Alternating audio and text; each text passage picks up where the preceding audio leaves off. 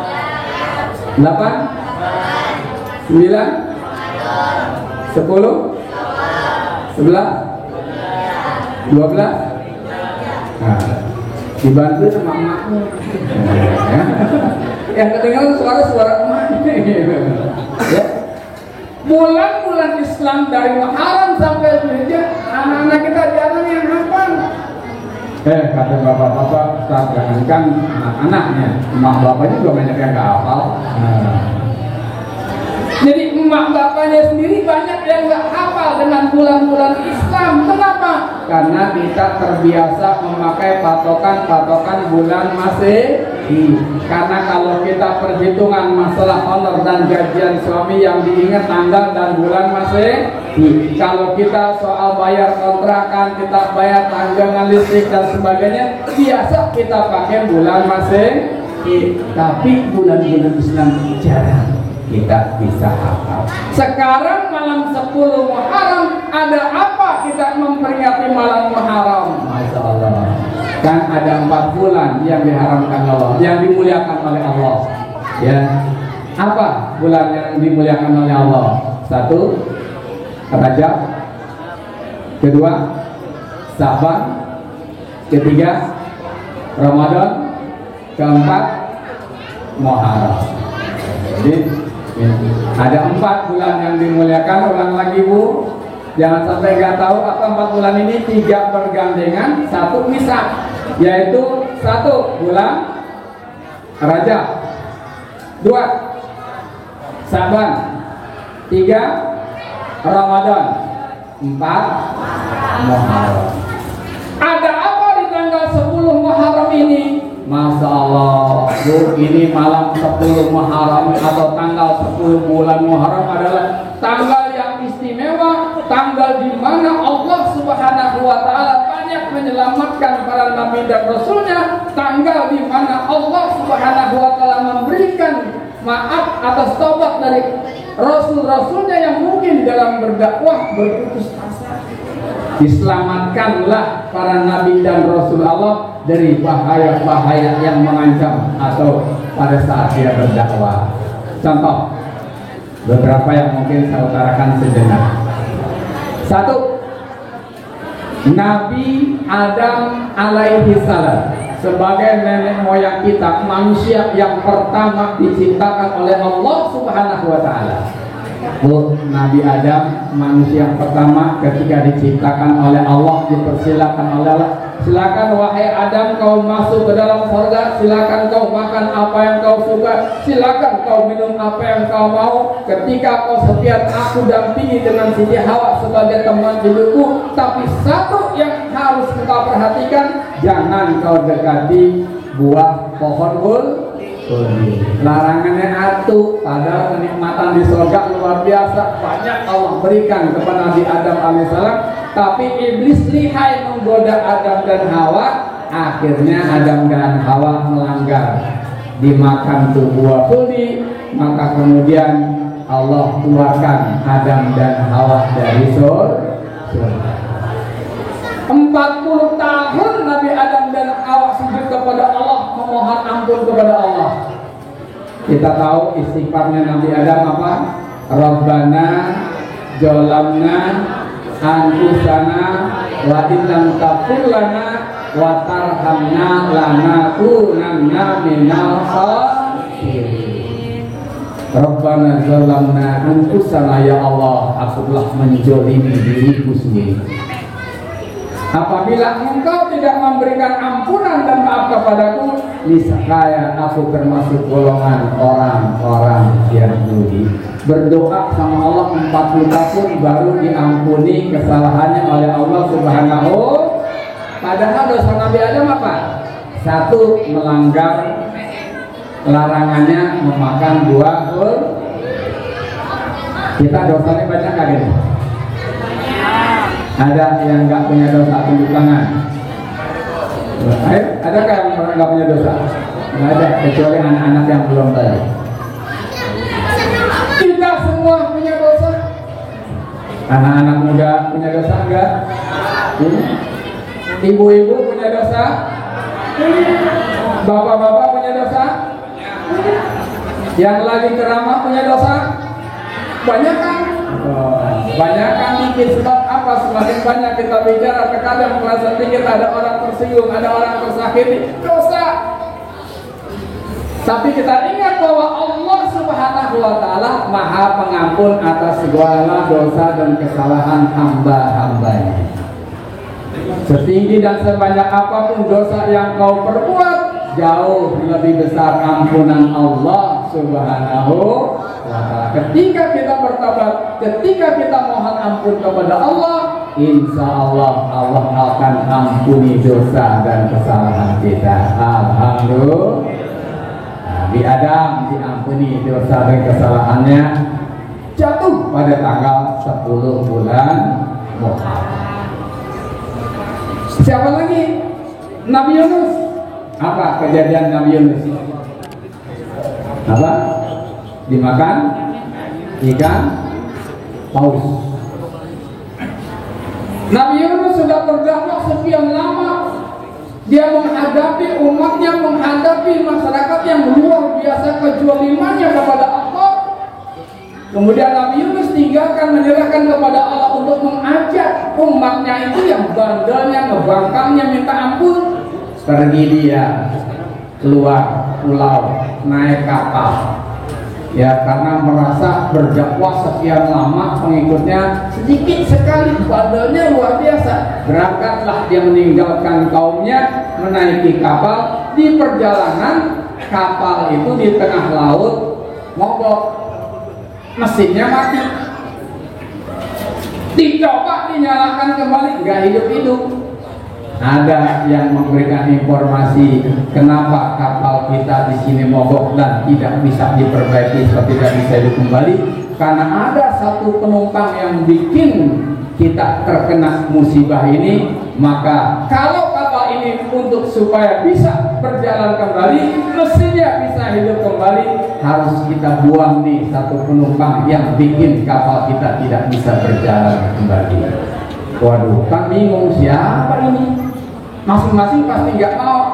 Oleh kapten kapal diundi nama-nama penumpang, saat itu dituliskan namanya, dikocok. Kocok, keluar nama Nabi Yunus. Wah, belum tentu. Kita ulangi lagi.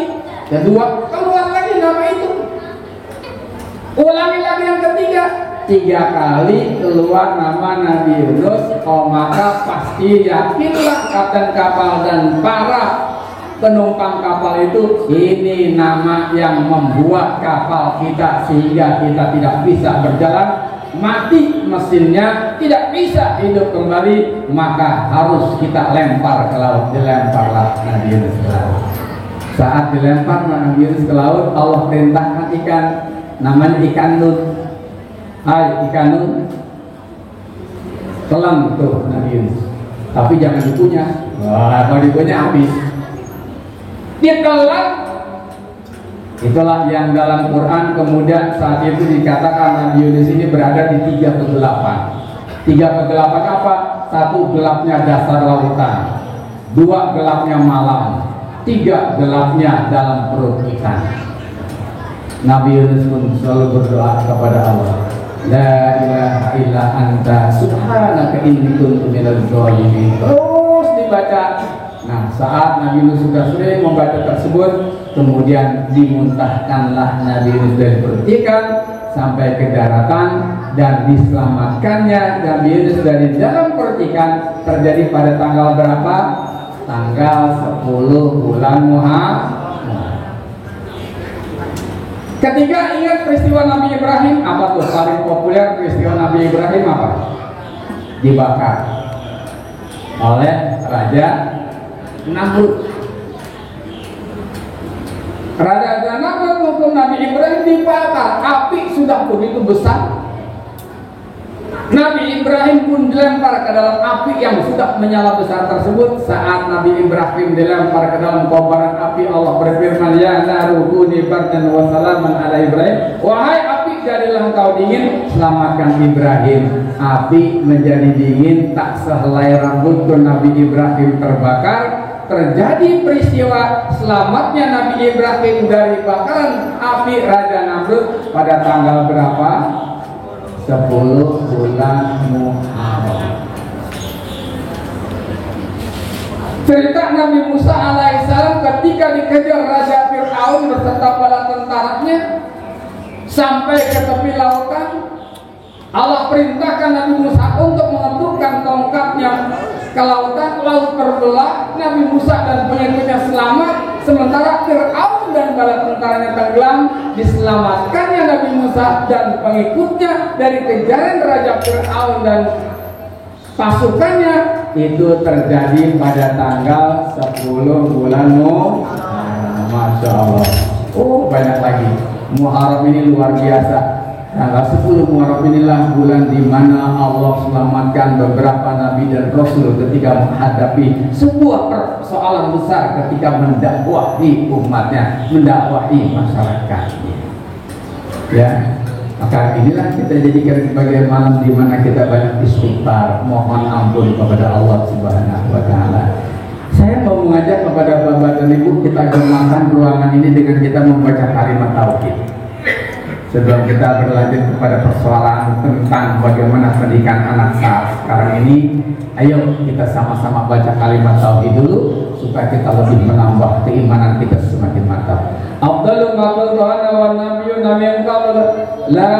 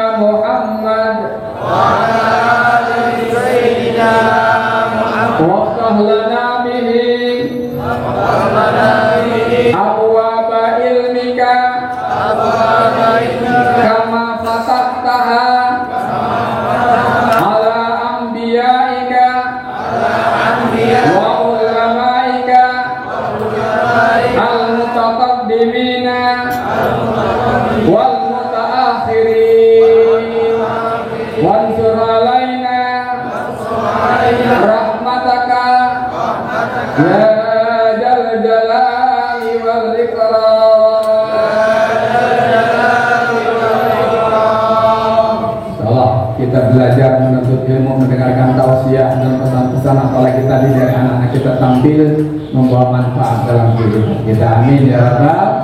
Dan insya Allah kalau hari ini kita dikumpulkan di Masjid Jami Al-Ikhlas ini, ada bapak, ada ibu, ada anak-anak kita, ada RW, ada tokoh-tokoh masyarakat, semua masyarakat kumpul di tempat ini, insya Allah Allah juga akan kumpulkan bersama nanti di surganya Allah Subhanahu wa taala. Apalagi malam ini kita ikut menyantuni anak-anak yatim piatu. Karena wakafil yatim fil jannati hakada. Aku dan orang-orang yang peduli terhadap anak-anak yatim, maka akan bersama aku di surga ibarat dua jari, berdampingan dengan Nabi Muhammad sallallahu alaihi wasallam. Ketika kita mungkin menjelang acara malam ini, kita keluarkan infak kita keluarkan sedekah kita keluarkan tenaga kita keluarkan pikiran-pikiran kita untuk memberikan gagasan, ide, saran dan sebagainya. Apalagi ikut hadir meramaikan acara ini, masya Allah, kita orang-orang yang peduli kepada anak-anak yatim. Di samping Allah kumpulkan kita nanti bersama di surga, tapi juga kita akan dikumpulkan berdampingan di surga bersama Rasulullah Muhammad sallallahu alaihi wasallam. Bu, Pak, kalau orang rajin ngaji, kira-kira jalan ke surga ini gampang saja? Gampang. Kalau kita rajin ngaji ini, masya Allah. Apalagi yang namanya ibu-ibu, itu urusan ngaji luar biasa Bu ya. Ibu-ibu mah udah nggak usah diragukan lagi deh, di mana-mana kalau diragukan pengajian ibu-ibu rajin banget. Makanya kalau kita lihat seragam ibu-ibu tuh terkadang ada 7 warna. Ngaji malam Senin warnanya ini, ngaji malam hari Selasa warnanya ini, hari Rabu warna ini, 7 warna. Ya, walaupun ada pantun mengatakan Pulau Seribu beli ikan gabus. Cakep. Ikan gabusnya mati terlentang. Cakep. Kalau ngaji ibu-ibu seragamnya bagus-bagus. Cakep. Nggak taunya boleh mutar. Jadi terkadang kalau rumah ibu-ibu Ustazahnya terkadang seneng banget ngeluarin seragam warna baru, yang satu belum lunas udah keluar lagi satu, tinggal lakinya bingung. Ya lu neng, kata yang kemarin itu belum lunas, udah ngutang lagi, gue mau kagak bayar buat ngaji, ya dibayar juga akhirnya. Tapi bukan ibu-ibu sini main soal bagai, gak beda. Man salaka tariqahu yaltamisu fihi ilman sahalallahu lahu tariqan ilal jannah. Siapa orang yang ringan langkah kakinya menuju majelis taklim, maka Allah akan berikan kemudahan jalan yang menuju surganya Allah Subhanahu wa ta'ala. Ibu-ibu ngaji di pengajian di masjid Al-Ikhlas ini ngajinya jam 9, jam 8 udah manggil pakai selawat, betul? Kata ibu-ibu yang pengurus buat manggil jemaah dibaca selawat, ya Rabbil Mustafa Allah siyana wa firlana wa mada ya wasi'al. Itu corong kedengeran kesana kemari. Oh iya pengajian nih hari ini jam 8 udah kedengeran. Ada datang tuh ibu-ibu. Nah dibaca selawat lagi, ibu-ibu sekalian, hari ini pengajian janganlah kita lupakan karena itu kewajiban. Ada datang lagi berduyun-duyun, tetangga sebelah yang rumahnya dekat beduk nongol lewat jendela. Apa dia bilang? Gue kagak bisa ngaji karena gue lagi nyuci kolor suami malam ngompol 3 kali. Ada kagak ngaji karena lagi nyuci kolor suami malam ngompol 3 kali katanya. Tapi luar biasa begitu hebatnya kalau kita pengajian. Maka ketika ibu-ibu yang memang ringan langkahnya ngikut pengajian ke sana kemari, ketika bapak-bapak selalu memakmurkan masjid untuk kegiatan taklim mengkaji ilmu Allah, maka jadi apa yang katakan Rasulullah, man salaka tariqan yaltamisu fihi ilman sahalallahu lahu tariqan ilal jannah. Siapa yang ringan langkah kakinya menuju ke majelis-majelis taklim, maka Allah akan haramkan jasadnya tersentuh oleh api neraka. Masalah kita kan kalau ngajarin taklim itu, tempat dimanapun tempat yang kita gunakan buat majelis taklim, di rumah ibu kan mungkin ngadain majelis taklim, di rumah Pak Ustadz ngadain pengajian anak-anak, tuh tempat yang dipergunakan untuk majelis taklim disebut dengan Raudhah min Riyadil Jannah. Kebun-kebunnya surga Allah, taman-tamannya surga Allah Subhanahu. Kalau kita sudah sering berada di taman surganya Allah, kalau kita sudah berada di kebun surganya Allah, ibarat kita bermain di suatu rumah mewah, rumah gedung, ada halamannya, ada tamannya. Kita udah bermain di tamannya, masuk rumahnya gampang kagak? Udah gampang, tinggal buka pintu doang, kagak lagi buka pintu gerbang. Kenapa? Karena kita selalu berada di Raudhah min Riyadil Jannah, taman-tamannya surga Allah Subhanahu wa ta'ala. Bapak Ibu yang saya hormati, Masya Allah, saya kagum tadi lihat tampilan anak-anak luar biasa. Anak-anak kalau tampil salahnya aja bener kagak? Bener lah, kagak ada yang nyalahin tampil anak. Salahnya aja digerang banget tuh emaknya. Ya Allah, anak saya bisa tampil ke depan walaupun mungkin baca Fatihah belepetan. Tapi bisa tampil. Hargai penampilan anak kita, udah kecil tapi berani maju ke depan menyampaikan hafalan-hafalannya luar biasa. Memang dari kecilnya anak-anak ini harus kita didik, harus kita ajarkan. Kenapa? Karena Allah ingatkan kita dalam Al-Quran surat An-Nisa ayat 9. Ini peringatan buat bapak, buat ibu. Allah ingat. Wal yakhshal ladzina law taraku min khalfihim dzurriyyatan li'afa khafu alaihim falyattaqullaha wal yaqulu qawlan sadida. Hendaknya kamu takut, hendaknya kamu khawatir, wahai orang tua. Andaikan kamu meninggalkan anak cucu keturunanmu di kemudian hari, mereka adalah generasi yang lemah. Lemah iman mereka, lemah ilmu mereka, lemah kesejahteraan mereka, lemah fisik mereka, lemah segala-galanya. Bertakwalah kamu kepada Allah, dan hendaknya setiap kamu selalu berkata dengan perkataan yang sebaik-baiknya. Jadi kita nih harus khawatir, ada rasa takut gimana nih masa depan anak kita. Kan kalau kita lihat sekarang kondisi anak-anak zaman sekarang, Masya Allah, prihatin kita, ngeri. Kalau kita putar coba lihat di video ataupun di TV atau di YouTube tentang tawuran anak sekolahan, serem gak? Masya Allah tuh rencong atau celurit panjang, bukan celurit buat nyari, bukan, panjang banget tuh celurit, ditebas-tebasin begini. Masya Allah, ngeri kita ya Allah. Punya anak sekarang ya, di jalan kita selalu khawatir anak kita selamat atau tidak. Ya, perkelahian sengaja sedemikian rupa, kemudian juga faktor yang akan merusak akhlak anak-anak kita ya, lewat tontonan-tontonan yang luar biasa akan jauh lebih dominan membentuk karakter dan karakter anak-anak kita. Begitu hebatnya. Yang namanya video-video porno sekarang udah gampang diakses. Mak bapaknya aja yang mungkin gak hidup sama YouTube. Kalau anak-anak kan udah jago, udah tahu tuh link-linknya, udah tahu. Makanya kita periksain sekali-kali anak-anak kita.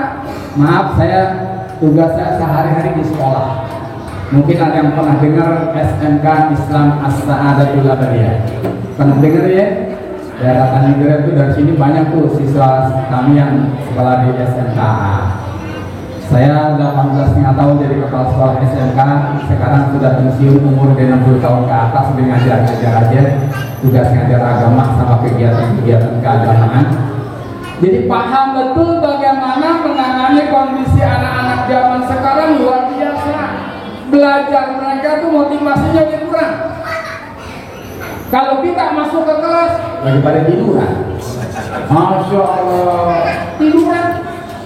Entah-entah dikasih ruangan AC dingin dan katanya kita mau nakal galak sama dia, jangan-jangan ini rumahnya kagak pakai AC. Ya memang bener. Terkadang maaf kalau kita memang survei KJP, ya Allah prihatin kita memang. Oh iya, banyak orang tua yang mungkin rumahnya sepetak buat 4 keluarga, satu kamar tidurnya gantian. Ya, akhirnya kita memelas kendali. Oh, pantas.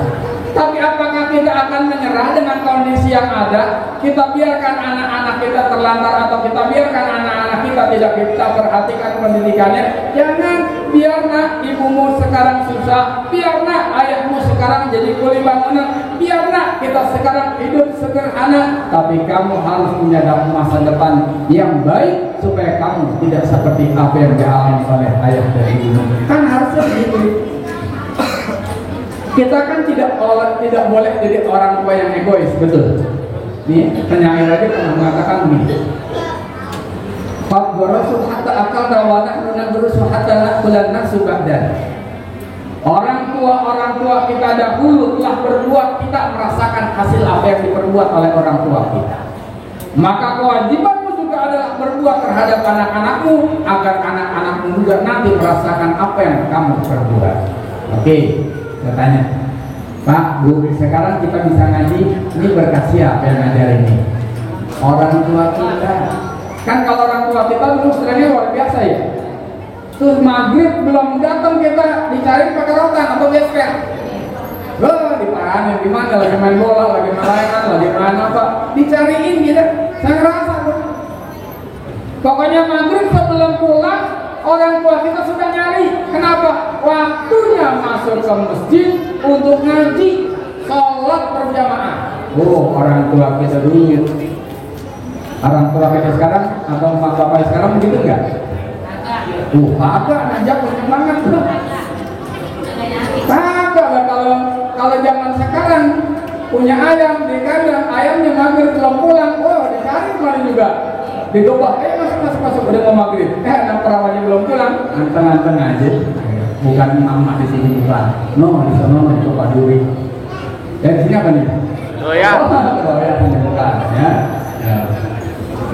Jadi kita terkadang yang membiarkan kondisi anak-anak kita saat ini tidak mendapatkan pengawasan yang baik dari kita. Padahal si penyair tadi, kalau sekarang kita bisa sholat, sekarang kita bisa ngaji, sekarang kita bisa ibadah dengan baik, sekarang kita hidup baik, ingat itu orang tua kita yang mendidik kita, mengajarkan kita, kepada kita agama, sehingga sekarang kita bisa merasakan nikmatnya berislam. Maka tanamkan juga apa yang dilakukan orang tua kepadamu, tanamkan kepada anak cucu keturunanmu, supaya mereka juga hidup di masa depan, mendidik masa depan yang baik. Ibarat contoh begini gampangnya, kalau ngomong sama orang tua kan pakai contoh. Bu, Pak, di depan rumah kita ada pohon mangga nih, besar, berbuah lebat, setiap musim menghasilkan buahnya banyak. Kita petik, kita kupas, kita belah, kita makan, manisnya luar biasa. Kita merasa nggak nanam pohon mangga itu. Siapa yang nanam pohon mangga ini?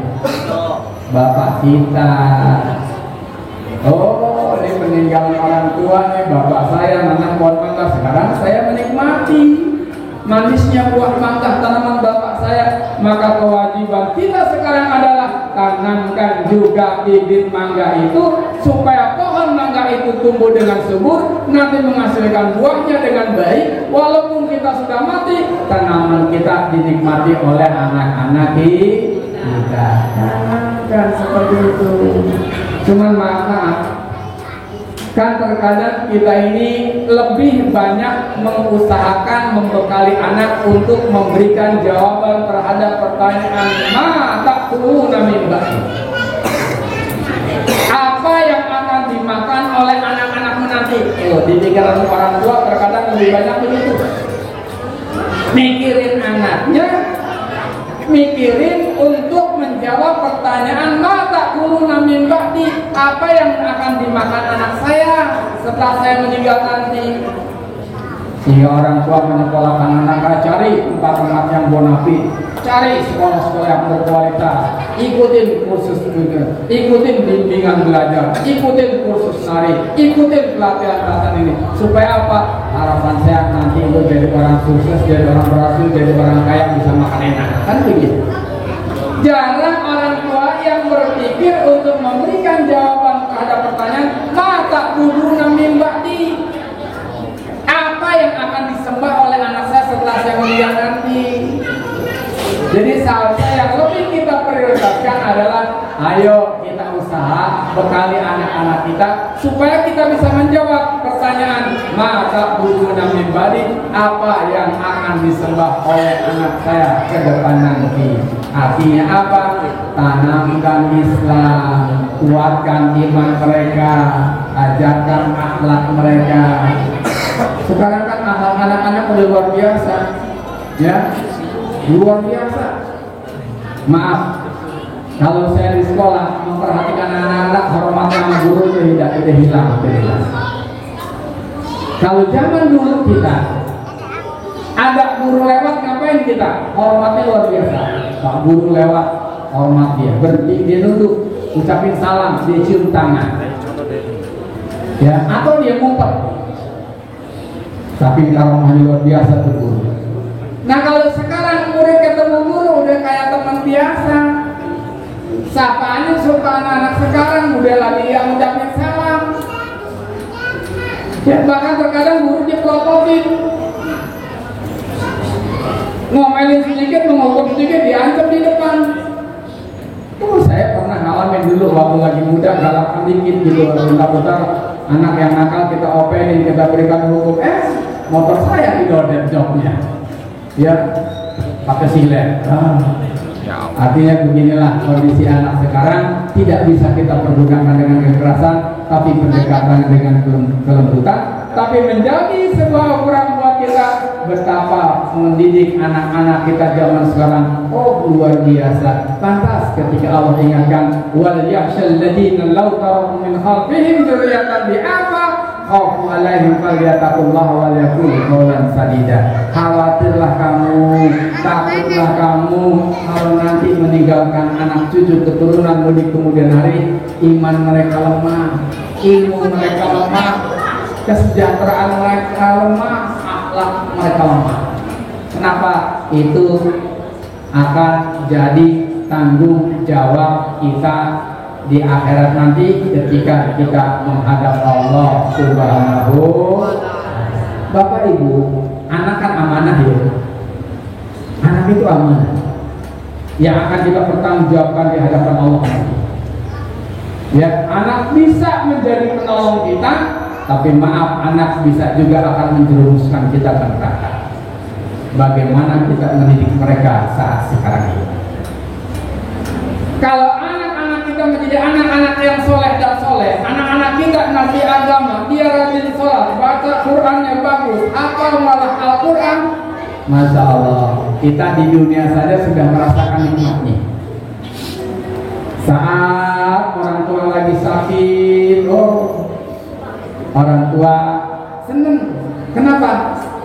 Karena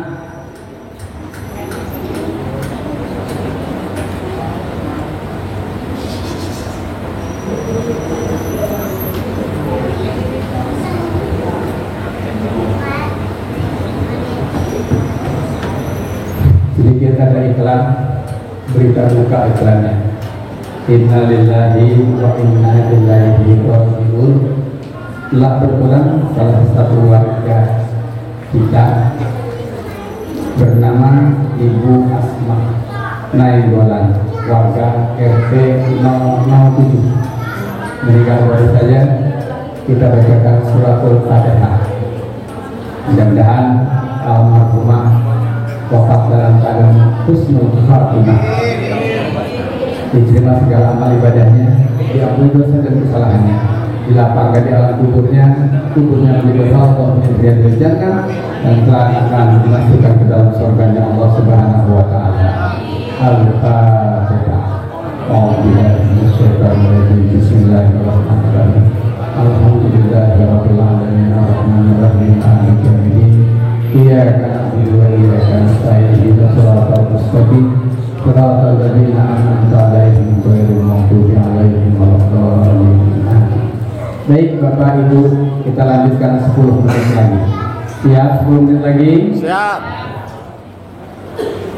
Jadi anak yang ada di rumah kita itu menjadi amanah yang kelak akan kita pertanggungjawabkan di hadapan Allah.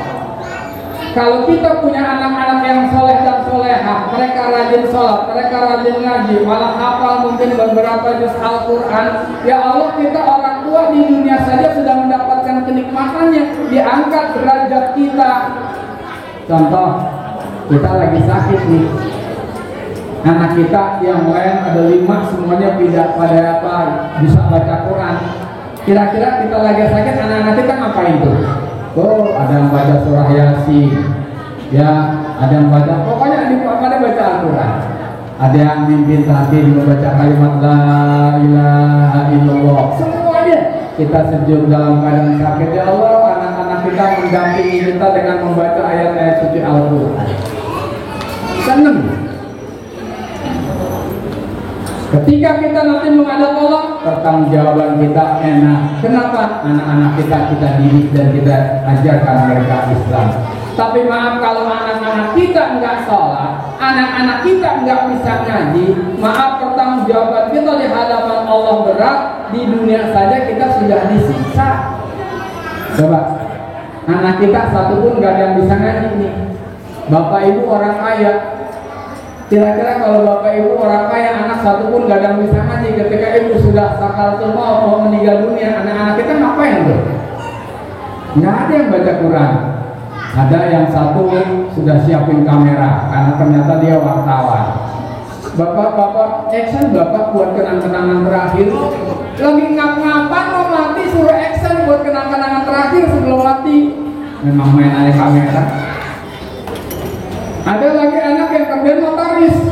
Wah, ketika bapaknya dia ngap-ngapan, dia buru-buru konsep ganti-ganti nama. Bapak, kalau bapak tanda tangan tanah yang di depan itu buat bagian saya. Bisa dia tanda tangan. Kata bapaknya yang lagi ngap-ngapan, dia gue tahu pokoknya harta yang bapak miliki semuanya bapak bagi secara adil sesuai dengan syariat Islam, sesuai dengan hukum waris. Tapi satu yang paling bapak pesan, ini tanah yang di belakang rumah yang 3 hektar, tolong jangan kamu jual. Emang kenapa Pak? Itu bukan tanah bapak. Habis kesel, orang tua ngapa-ngapa mau mati, yang diurusin warisan. Bayangkan kalau kita punya anak yang nggak sholat, anak yang nggak ngaji, di dunia saja kita sudah tersiksa, rumah kita jauh dari rahmat Allah, matinya kita dalam keadaan susah, apalagi ketika kita nanti menghadap Allah untuk mempertanggungjawabkan segala amal yang Allah berikan kepada kita berupa anak-anak kita, berat rasanya. Masalah, Bapak Ibu, saya buka kursus pelatihan dai cilik, informasi untuk memberikan betapa kita sulitnya berdakwah. Sekarang sudah angkatan ke-7. Kita buka pelatihan dai cilik, padahal kita ajarin satu-satu, padahal sudah kita informasikan prestasi-prestasi yang sudah diraih oleh anak-anak dai cilik kita. Ada mereka yang sudah bisa ceramah. Bahkan ketika dengan Ustaz Bahroni kita ke Kuningan, ada anak saya yang dai cilik sudah kita tampilkan di luar kota untuk dakwah.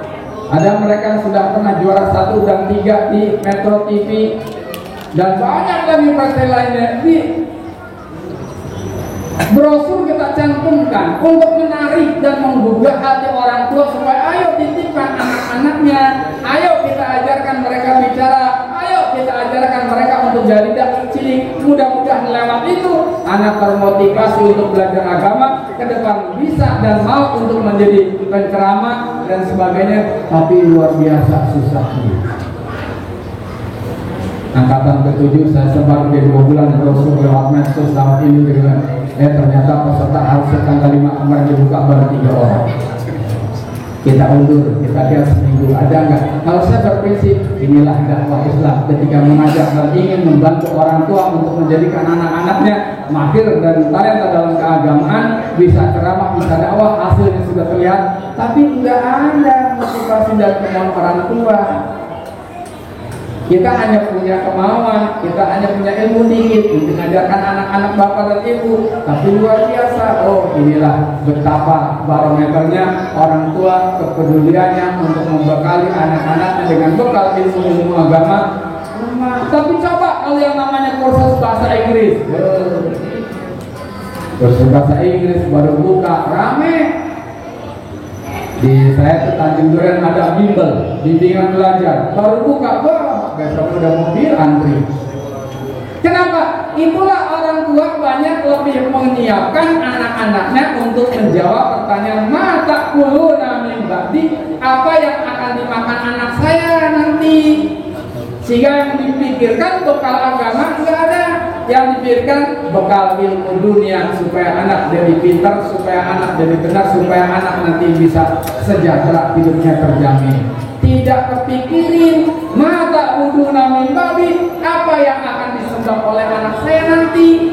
Sehingga urusan sholat nggak diperhatiin, urusan ngaji. Terkadang ada orang tua yang anaknya ngaji nggak tahu ngajinya di mana, nggak tahu ustadznya ngajarin siapa. Giliran ada tagihan, nanti bilangin sama orang tua ya, bayaran bulannya 10.000 belum bayar. Bilang sama orang tua, Pak Ustadz minta bayaran 10.000, apa kata bapak atau emaknya? Nah, ngaji bayar, ikhlas nggak apa Ustadz pakai bayar segala 10.000 minta ikhlas. Emang Ustadz bisa makan ikhlas? Pas sampai rumah makan, anak-anaknya pada makan, istri mau makan, anak mau makan, nih makan gak ikhlas, kan nggak mungkin. Tapi itulah jadi sebuah ukuran. Ya Allah, ini kita orang tua buat nyiapin anak-anak kita untuk urusan agama, untuk urusan akhirat, untuk urusan amanah, supaya kita nanti ringan pertanggungjawabannya di hadapan Allah Subhanahu Wa Taala. Kita terkadang abai, kita terkadang kurang perhatian. Maka ingat lagi nanti dibuka surat An-Nisa ayat 9 dengan keras dan tegas Allah ingatin kita dulu. Khawatirlah kalian wahai orang tua, kalau nanti generasi anak-anak kita di belakang generasi yang lemah. Apalagi kehidupan kita di dunia ini itu luar biasa, tantangan mereka lebih berat. Maka wanti-wanti Rasulullah Muhammad Sallallahu Alaihi Wasallam pesankan kepada kita, alimu auladakum fa'innakum makhlukuna fi zamanin ghairu zamanikum. Didiklah anak-anakmu, ajarkanlah mereka ilmu, karena mereka akan hidup di masa depan nanti. Tantangan yang akan mereka hadapi jauh lebih berat dari tantangan yang kita hadapi sekarang. Kalau sekarang hidup rasakan berat, masa depan anak-anak kita jauh lebih berat. Kalau sekarang kita lihat nyari pekerjaan susah, ke depan akan jauh lebih susah karena segala sesuatunya sudah teknologi yang berbicara. Tenaga manusia mungkin sudah tidak lagi dipergunakan kecuali yang otaknya brilian, kecuali yang cerdas dan pandai.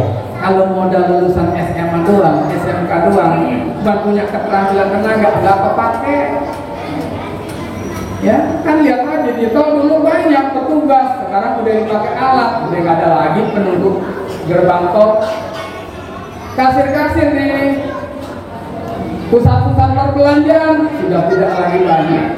Ya, apalagi ke depan, ayo bekali anak-anak kita dengan ilmu dunia, silakan sesuai dengan skill, karir dan kemampuan mereka. Tapi yang terpenting juga adalah bekali anak-anak kita dengan agama, karena pertanggungjawaban utama di hadapan Allah adalah kemana anak ini kita arahkan, ya, dalam hal keagamaan. Bapak Ibu yang saya hormati, jam 10 tepat, itu saja yang bisa saya sampaikan. Mohon maaf atas segala kekurangannya. Sebelum saya akhiri, kita sama-sama baca doa. Kita baca dulu Al-Quran suratul Fatihah. Saya doakan mudah-mudahan kehadiran kita di tempat ini senantiasa mendapat ridho Allah Subhanahu wa Ta'ala. Allah berikan kita ilmu yang bermanfaat di dunia maupun di alam akhirat nanti. Allah jadikan rumah tangga kita rumah tangga yang sakinah, mawaddah, warahmah. Anak-anak kita anak-anak yang soleh dan solehah. Kalau kita punya urusan, Allah mudahkan kita untuk menyelesaikan urusannya. Kalau kita punya hutang piutang, kita mohon pada Allah, mudah-mudahan Allah berikan kemudahan kita untuk menyelesaikan hutang piutang kita. Kalau ada anak kita yang sedang sekolah, Allah berikan kemudahan untuk menyelesaikan pendidikan mereka. Ada anak kita yang belum mendapatkan jodoh tapi sudah waktunya berjodoh, mudah-mudahan Allah hadirkan jodoh yang terbaik untuk pilihan Allah Subhanahu wa Ta'ala. Al-Fatihah.